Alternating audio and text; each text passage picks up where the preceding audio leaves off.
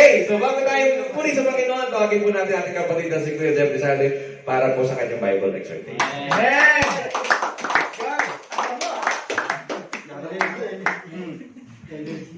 Amen, hallelujah. Muntik na. Energy. Muntik na. Muntik na makakasya. Talagang ano yun ni Lord eh. Para tayong kawala kay Lord. Praise the Lord eh. Amen.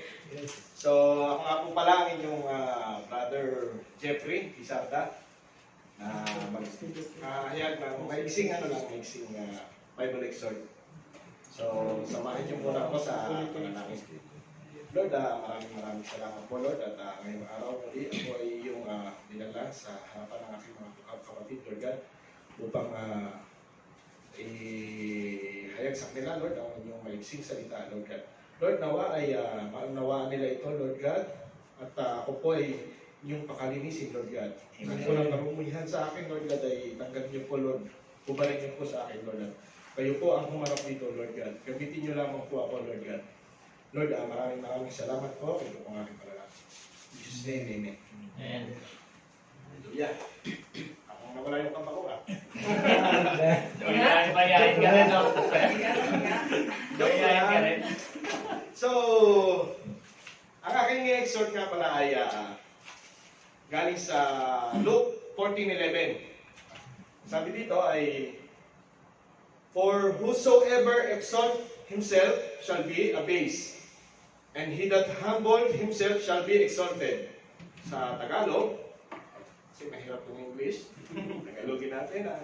Sapagkat ang bawat nagmamataas ay mabababa, at ang nagpapakababa ay matataas.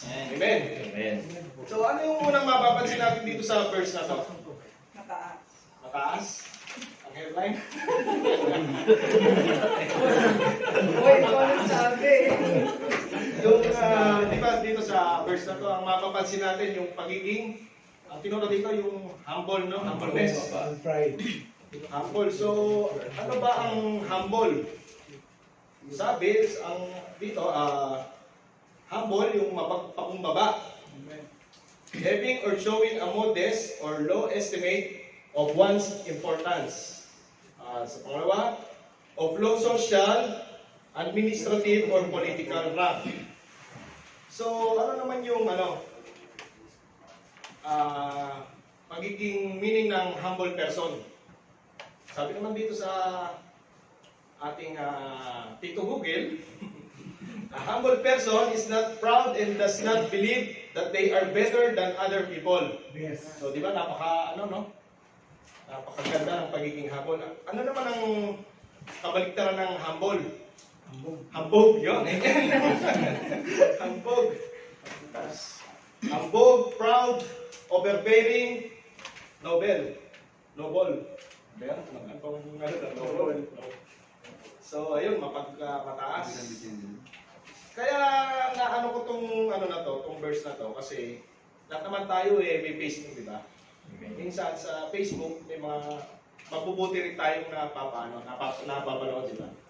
Siguro napanood nyo rin itong na to, story na to sa Facebook. Meron kasing magkaka-batchmate sila. Nag-reunion, nagpunta sila sa isang restaurant, sikat na restaurant, maraming branch. Yung isa, doktor na.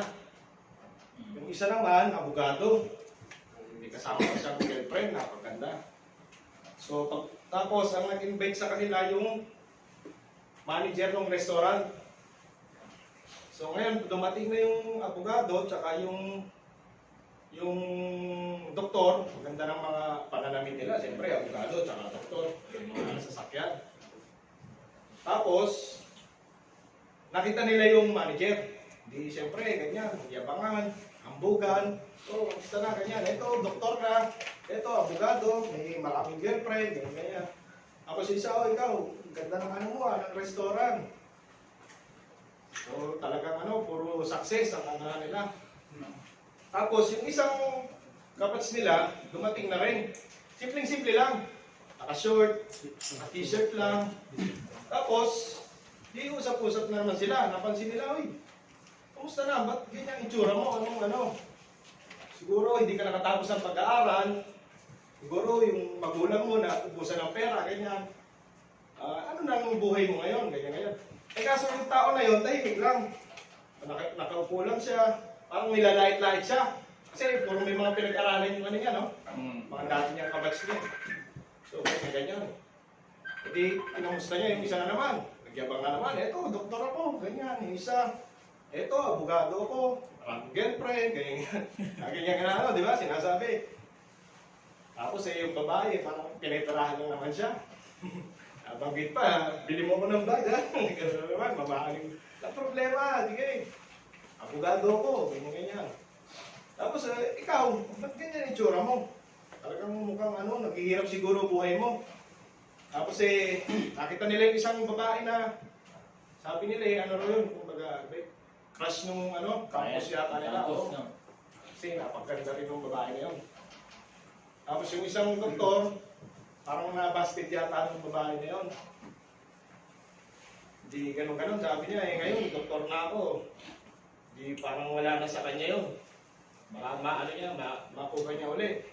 Kasi dati nabasted siya, di ba? Tapos yung isa, parang tahimik lang talaga. Nila, inaasal-asal pa rin nila. Ganyan lang buhay mo. Yung pananamit mo pa lang, mukhang walang-wala na. Di ba? Tapos may hawak pa siyang susi. Mercedes. Na susi ng Mercedes-Benz. Di ninahit na naman siya, alam mo ng trabaho mo. Family driver ka siguro, di ba? Mercedes-Benz. Talagang siguro yung amo mo mayaman, ganyan, naka Mercedes-Benz. Tapos dumating yung babae, kaano nga rin nila yun, kabats din nila, di ba? Ito, siguro yung iba sa inyo, napanood na rin. Sa mga hindi nakapanood, yan, ilan ko lang yung story. So, siyempre, meron din naman siguro mga hindi nakapanood. Di dumating yung babae, ayun pala, asawa nung lalaki na may Mercedes-Benz. So, ayun, yung lumapit din yung isa, yung manager ng restaurant. Tapos ayun pala, boss na yun, yung simpleng-simple lang malamig. Di ba? Sir, ganyan, may tumawag sa ibang, sa kabilang branch, may mga guest na mga bigate, mga artista. Tapos yun, yung niya, nagulat yung mga niya ngayon. Sikat yung restaurant, di ba? Ang daming branches lang. So, nilait-lait nila, tapos ayun pala yung ayun pala yung may-ari. Mismo may-ari, hindi lang manager. Tapos yung sasakyan nila, regalo lang pala niya dun sa asawa niya. So, di ba? Kung titignan natin, napaka nung na yun. So, ano nangyari dun sa dalawa? Kahit doktor sila o attorney, mas maraming pera yung isang tao na yun, simpleng-simple. Napahiya sila, di ba? Ang isa, nagsususundok pa sa table eh. Hindi matanggap. Oo, di ba? Nasa pawan siya eh. Ang yabang-yabang niya. So, napansin natin doon na hindi porke nakatapos ka o yung professional ka na, hindi ka na pwedeng ikaw na yung mataas.